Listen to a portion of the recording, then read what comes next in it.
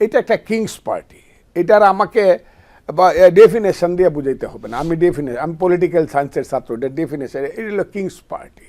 প্রণোদনা, প্ররোচনা, উৎসাহ, উদ্দীপনা সব কিছুর মধ্যে আছে বর্তমান সরকার এবং সরকারের প্রধান উপদেষ্টা জনাব ইউনূসের আশীর্বাদ। প্রশাসনিক শক্তির উপরে এদেরকে এমনভাবে নির্ভরশীল করে ফেলছে, এরা নিজেরা এখন বাড়িতে গেলেও হাঁটতে পারবে না, নিজের বাড়ির উঠানো একা একা হাঁটতে পারবে না, এরা ভয় পাবে।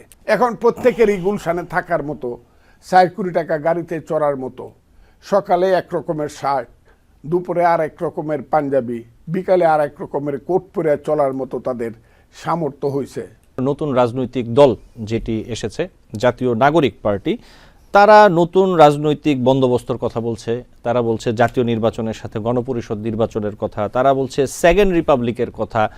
এই বিষয়গুলোর আসলে কতটা বাস্তবতা অথবা যৌক্তিকতা আপনি মনে করেন যে বাংলাদেশের বর্তমান প্রেক্ষাপটে আসলে রয়েছে?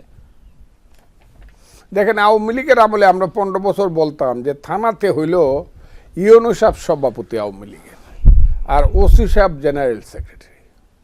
এ হলো থানার আওয়ামী লীগ, উপজেলা আওয়ামী লীগ। আর জেলা আওয়ামী লীগ হইল ডিসি সাহেব প্রেসিডেন্ট, এসপি সাহেব সেক্রেটারি। শেষ পর্যন্ত তাদের আর কিছু ছিল না, সরকারের উপর, প্রশাসনের উপর নির্ভর করেই আওয়ামী লীগকে চালাইতে হয়েছে। এখন তারা যে ছেলেদের যে পার্টি, ছেলেদের পার্টি, এটা তারা যেভাবেই বলুক, এই পার্টির সমস্ত প্রণোদনা, প্ররোচনা, উৎসাহ, উদ্দীপনা সব কিছুর মধ্যে আছে বর্তমান সরকার এবং সরকারের প্রধান উপদেষ্টা জনাব ইউনূসের আশীর্বাদ।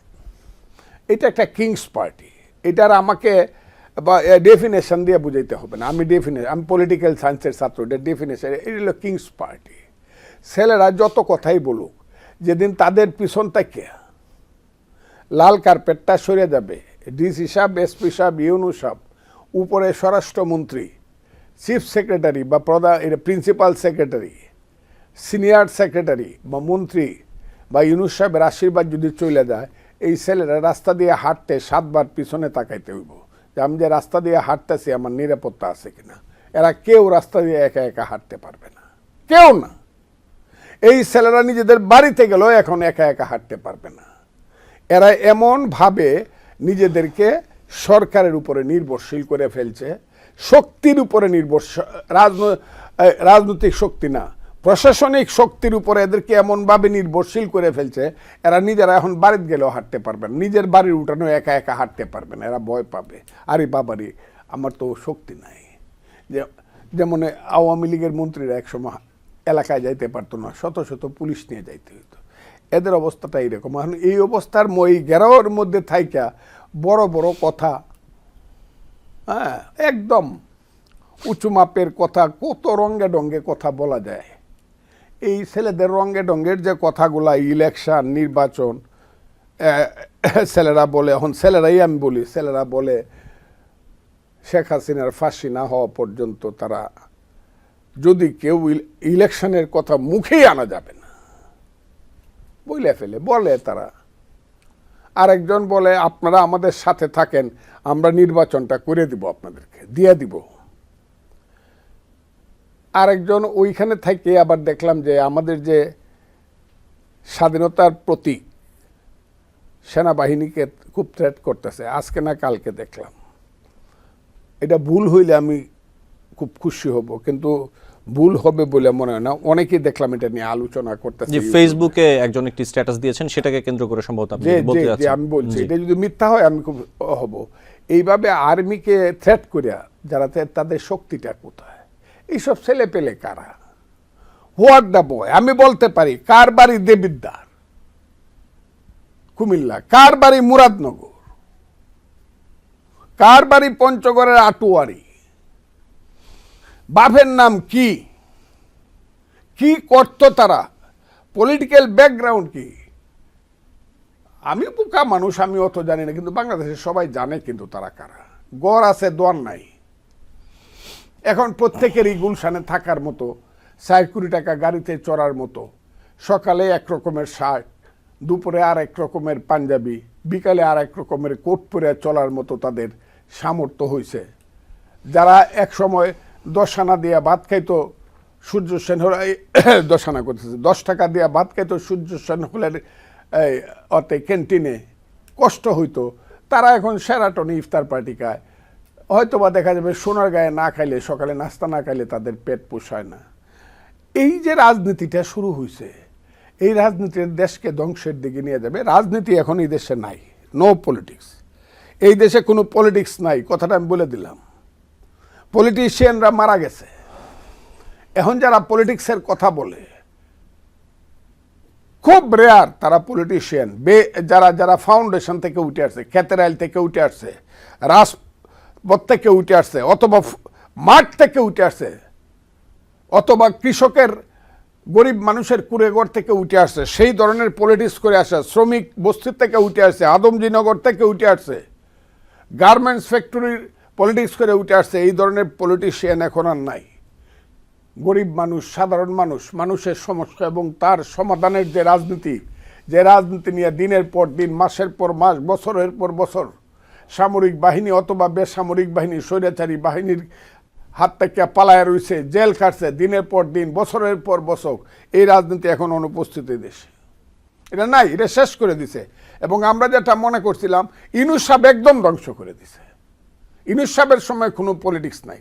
আপনারা আসলে পরে এইসব ছেলেপেলেদের কথা আমাদেরকে জিজ্ঞাসা করেন, আল্লাহর কসম লাগে, এইসব ছেলেপেলেদের কথা রাজনীতি 1 নম্বর হলে এরা বাচ্চা ছেলেপেলে। এদের বিরুদ্ধে বলতে আমার নিজের শরম লাগে, কারণ আমার বয়স ওদের বাপের চেয়ে 15 বছরের বেশি। ওদের বাপের বয়স কারো 60 বছর, ম্যাক্সিমাম 65 বছর।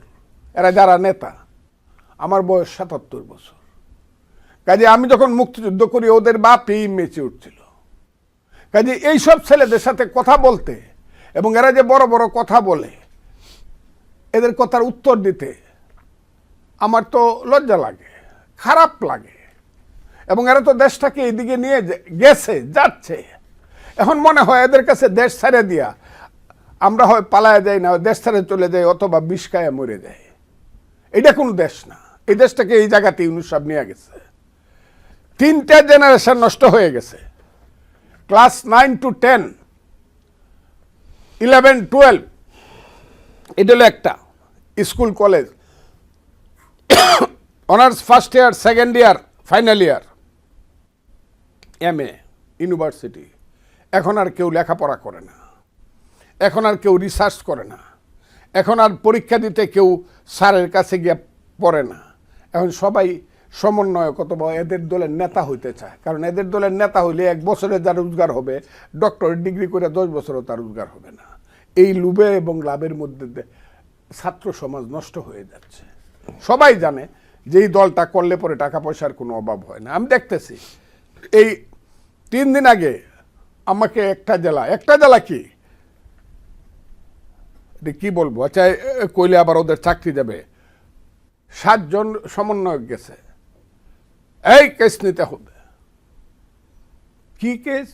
এই 197 জন মানুষের কেস। এর মধ্যে দেখা গেল শেখ হাসিনা, উবায়দুল কাদের, এরা তো আসামি আছেই। তারপরে দেখা গেল একটা শহরের বড় বাজারের ব্যবসায়ীদের হইলো 50টা নাম আছে। এরা জীবনে কোনোদিন পলিটিক্স করে না, বাপ দাদাও পরে হইলে ব্যবসা বাণিজ্য করে। এরা জানে এই যে ছেলেরা কেস করতে গেছে, এরা জানে যে হাসিনার নামে যদি কেস করে এদেরকে যদি সাথে আসামি দেই, গিয়েই বলতে পারবে এই তোমার নামে তো কেস হয়েছে, আচ্ছা 5 লাখ করে টাকা দেও, তোমাদেরকে বাঁচাইতেছে। It's a very big business now. এই যে মিথ্যা মামলা করা এই দেশে, এবং এই মামলার যে সহযোগিতাকারী ইউনূস সাহেব, এবং সবচেয়ে বড় সহযোগিতাকারী আজকে আমি বললাম আসিফ নজরুল, এদের কাছে সেই সব ভাগ আসে কিনা আমি জানি না, কিন্তু এই মিথ্যা মামলা করে দেশটাকে শেষ করে দেওয়া হচ্ছে। নিউ ইয়র্ক থেকে সম্প্রচারিত TVN 24 টেলিভিশন বিশ্বজুড়ে বাঙালির কণ্ঠস্বর।